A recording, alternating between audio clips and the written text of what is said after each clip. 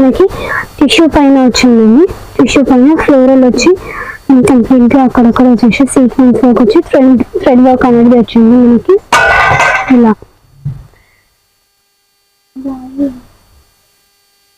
And దీని cost వచ్చేసి 650 per metre పడుతుంది. సేమ్ ప్రైస్ వీటికి కూడా.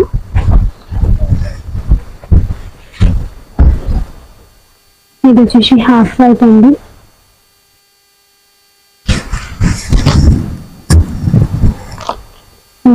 ఇలా వస్తుంది మనకి.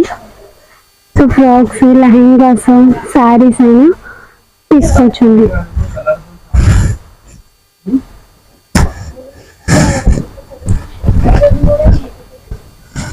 అందులోనే ఇది వచ్చేసి పింక్ కలర్.